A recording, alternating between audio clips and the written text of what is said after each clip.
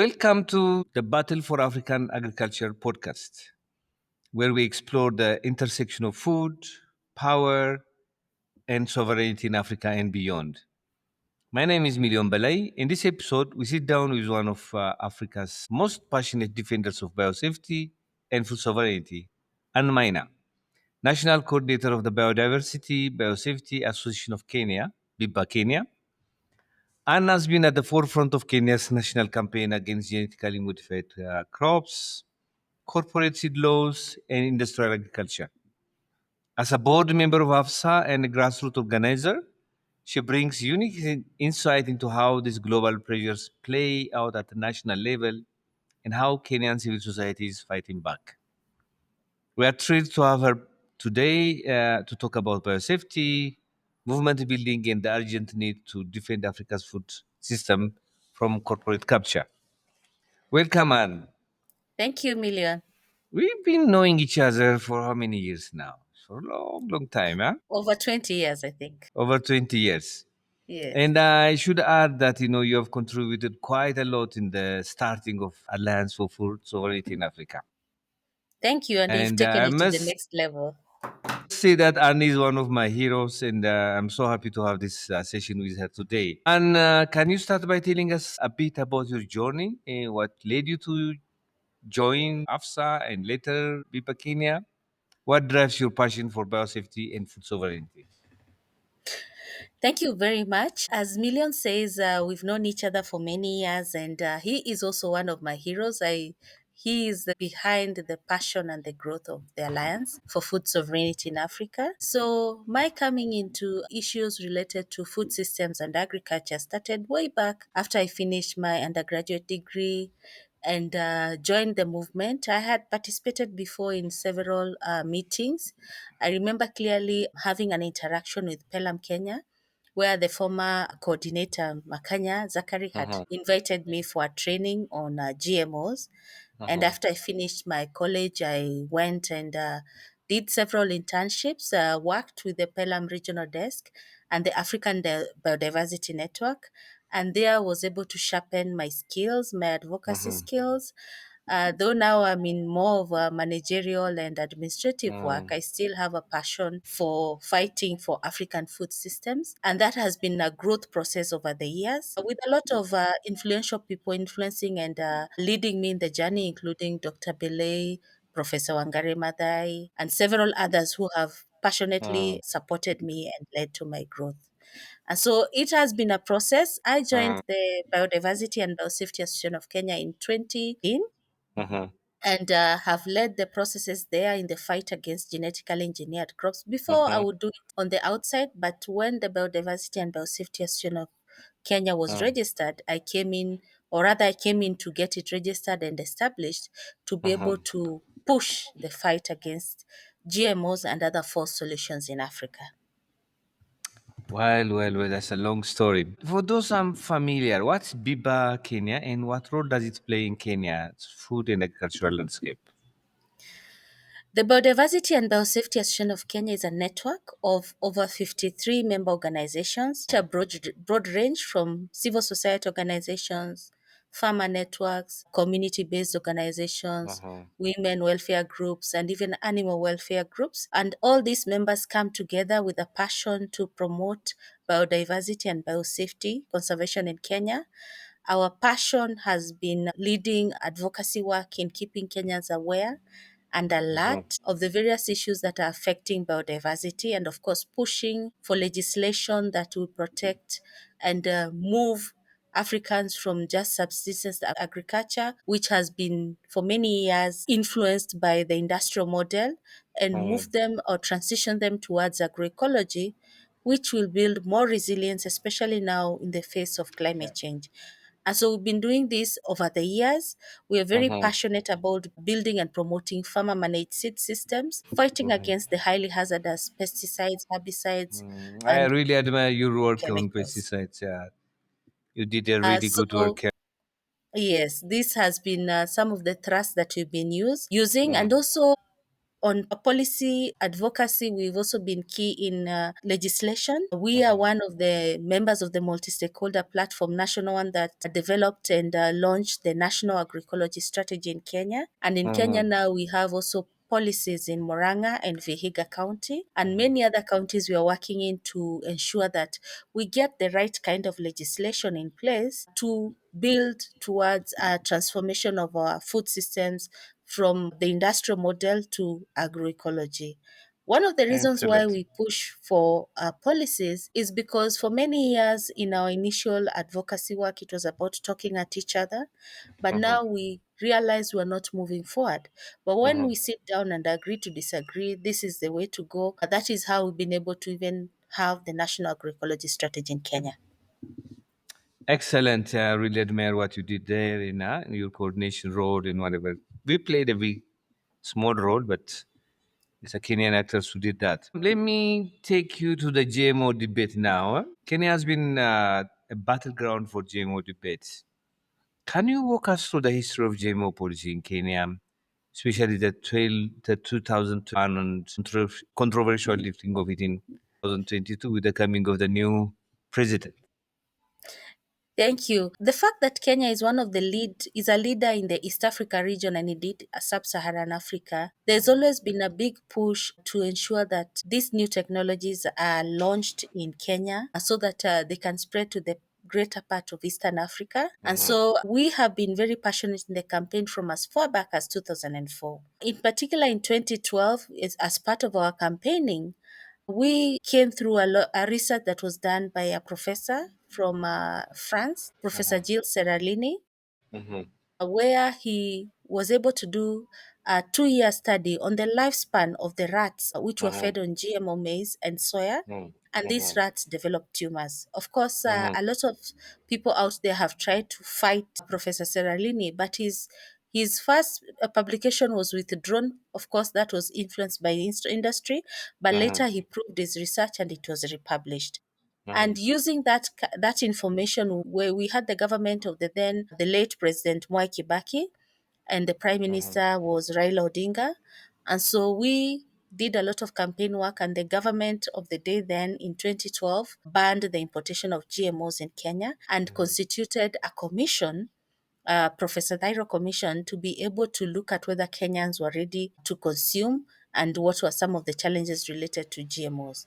Unfortunately, this report was never officially released. And mhm, so, with the ban, we stayed with that ban moratorium for 10 years. Come mhm, 2022, with the new regime, with the current president, Ruto, immediately after coming into office, he lifted the ban on the importation of GMOs into the country. Before then, in 2012, we had gone to court as the Biodiversity and Biosafety Association of Kenya when there was a big push to lift the ban. And the judge made a ruling that before a ban is lifted, we need to look at the results or the commission study. But mhm. also, it is important that there should be public awareness, public Yeah. education, and public participation. And Mhm, so immediately that ban was lifted in 2022, together with others like the Kenya Peasants League, we mhm, rushed to court and took a petition to court questioning on mhm, what basis the government had lifted mhm, the ban. We stayed in mhm, court from 2022 until last year in December when we lost the case, mhm, but quickly appealed this year, and the case mhm, is still on. Next month, we're expecting a ruling from the judges. We've gone to the Supreme Court, but we've mhm, continued with our campaign, keeping Kenyans aware and alert. And mhm. I can authoritatively say that if you meet a Kenyan on the street and you ask them about GMO, they'll tell you these are not very good things. They may not be able to tell Yeah, you what everybody. Yeah. GMOs are, but at least they have heard of genetically engineered crops and they are very wary of these things that they don't really Yeah. understand where they're coming from. Everywhere that's the story. Why is BIBA and many other civil society organizations so opposed to introduction of GMOs in Kenya? What are your biggest scientific, political, and social concerns?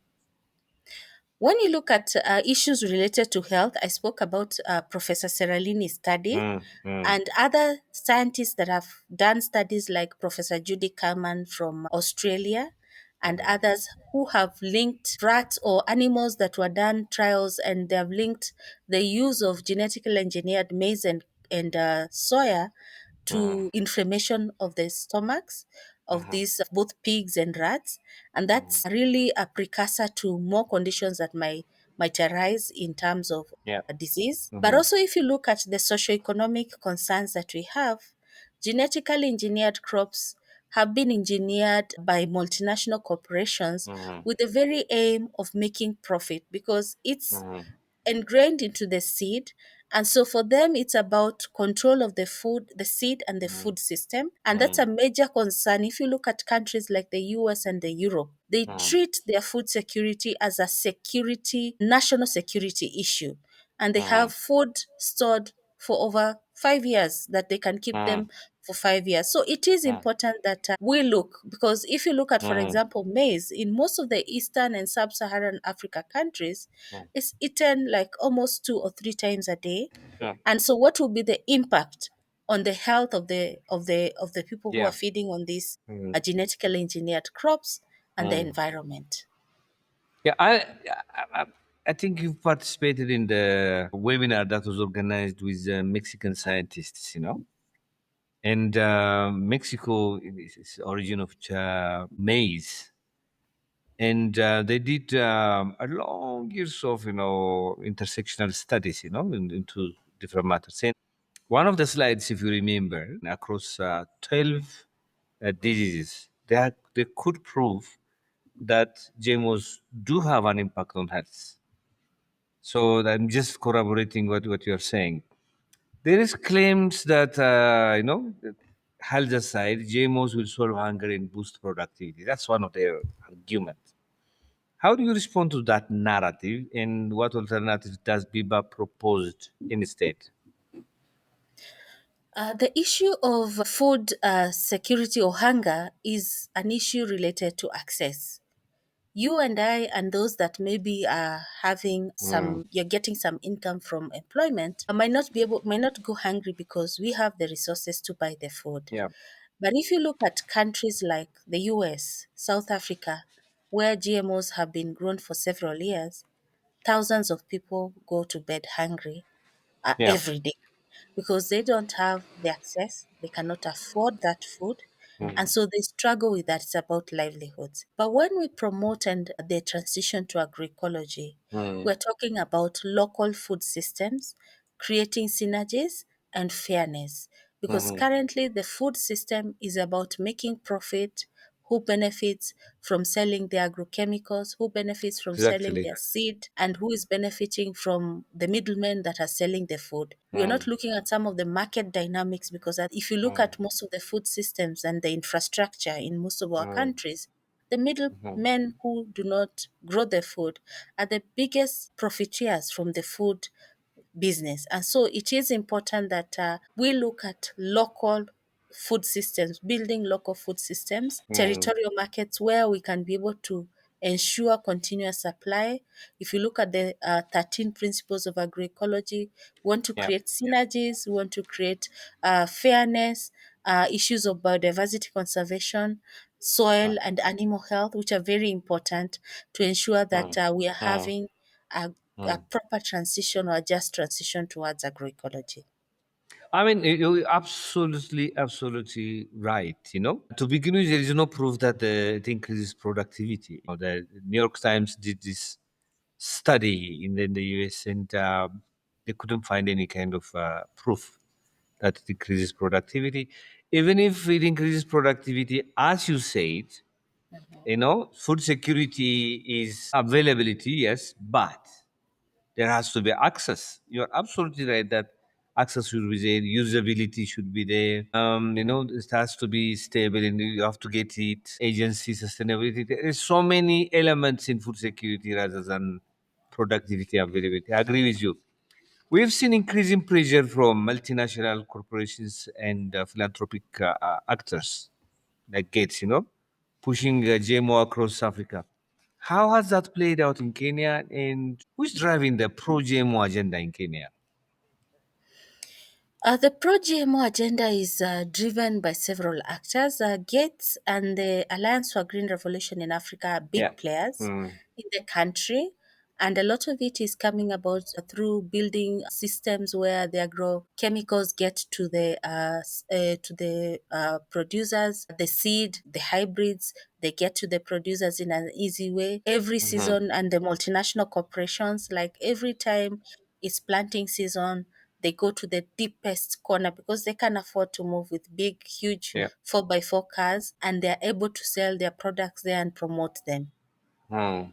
Apart from that, we are having a big issue about institutions that are or rather financial flows that are pushing uh, the industrial model in Kenya. And Mm. so a big philanthropy like the Gates Foundation and organizations that have been formed to push the agenda. For example, the ISAAA, these are Mhm. pushing the agenda in the country, trying to promote. The Mhm. Agrochemical Association of Kenya is a Mhm. big ally because if you look at issues of planting or growing of genetically engineered crops, they are heavily hinged on the use of agrochemicals, Yeah. fertilizers. If you look at the policies in the country, AGRA has been able to maybe influence the agriculture sector development program Mm. at its initiation, which is hinged on a fertilizer subsidy program. And Mhm. these are some of the issues that you see financing going into pushing the industrial agriculture model as opposed to agroecology. Thank you very much. I think you have alluded to the question that I'm going to ask you next. But can you speak about the legal and advocacy tools you've used to challenge the introduction of GMOs in the courts or through parliament? Any successes or setbacks? We have been to court severally. There's a Mm. 2015 case which ruled that before genetically engineered crops are introduced into the country, there's need for public education, public awareness, and public participation. Mm. We lost a case which we've appealed in 2025. But also, as I said earlier, in terms of the policy space, we engage with policymakers directly. And one of Mhm. the strategies that we've used is coming from the agroecological platform where we have managed to enact the national agroecology policy strategy and Mhm. the county level. And this is going to inform the push for agroecology. And Mm. agroecology does not embrace GMOs. And so this is one of Mm. the ways that we're using to Mm. ensure that we move towards an agroecological system. That's excellent. What lessons have you learned from coalition building, both nationally and across Africa through platforms like AFSA? What makes alliances like AFSA more powerful? Mhm. The Alliance for Food Sovereignty in Africa, AFSA, is a network of networks, a platform that brings networks from all over Africa, Mhm. representing over 200 million farmers and in 50 out of the 55 African countries. And so you realize even at the national level, we have worked with the national multi-stakeholder platforms and at the Mhm. county level also multi-stakeholder platforms, which are quite keen ensuring that we move with one voice. Because at the end of the day, if AFSA does not have its members at the various networks within that system, then we lose the mandate because who are you representing? Yeah, At the exactly. national level, the multi stakeholder platforms bring various players and civil Mhm. society organizations, and we're able to pool resources to ensure that we push the agroecological agenda. Excellent. Looking ahead now, what's your vision for biosafe, sovereign food system Kenya? What needs to happen at the policy level to move towards agroecology and seed sovereignty? Looking at the vision, we are happy that now AFSA and indeed in Kenya and many of the member countries, there's a growing youth movement. The women are also doing very well. But the Mm. youth movement is the future. Myself and yourself, we are looking at the next 10, 20 years. We should be able to hand over to younger generation who have the Mm. passion and can Mm. be able to take agroecology to the next level. Yep. Right now, also, I see an opportunity for us to building a big consumer movement that demands Mhm. for safe food. When they demand for safe food, then we build a value chain for the demand for agroecologically Exactly, produced food. exactly, Yeah. exactly, exactly. But what needs to happen at the policy level? Both at the Kenya and I think Kenya, you've moved probably faster than so many African countries through your work and the other allies' work. Now you have strategy, but beyond this strategy, what needs to happen? Beyond strategy is implementation. Of course, Kenya is ahead. Implementation, we are now working on a monitoring and evaluation framework to inform how we're going to implement this. But also in other African countries, and indeed in the at the regional economic blocks like the East Africa Community level, at the AU level, we need to also change the thinking, bring in appreciation of agroecology, because when the leaders speak at that platform, then it's able to cascade down. In Yep. terms of policy, also, building a secure and strong food system Mm. is very important. I know AFSA has been taking a lead on that. And so all the countries need to work on those, but also we also need to focus at the regional economic blocks in the whole of Africa and the AU, which is the overarching one. Of course, we are happy that at the international level, the FAO are embracing agroecology, but also there's much more that needs to be done to ensure that at the policy front, we're able to promote agroecology. What impressed me from the movement in Mexico is how much the scientific community was mobilized. They did a study, they collected data. I'm sure, I think one of the things that we have to do is look at the data that they have now because it's approved and they're actually, besides one of the most powerful countries in the world and one of the countries who have endorsed GMOs, at least for animal feed, for oil, for other things. But how much is the scientific community supporting your struggle in Kenya? We struggle with the scientific community. It's not that large, and the few that are there are mostly linked to government agency or private agencies. And so when we try to bring them to our side, they are more worried about their livelihoods. Unlike maybe in Yeah. the West, in the US, in Europe, where you have independent scientists that can speak up, we struggle. We do have allies in there who also we're able to access latest information on what's going on. A few have moved and have stood on their own and are able to speak up, but a lot more needs to be done to ensure that we get scientists that can speak up. If you look at Mexico, Mm. we spoke with this lady who was the head of a national, can I say, organization. And she was able to speak up and share and say that this is wrong. We're not ready to accept this. I think Yeah. our African scientists needs to step up and speak out, because at the end of the day, it is about our lives and our children and our children's lives. Thank you very much.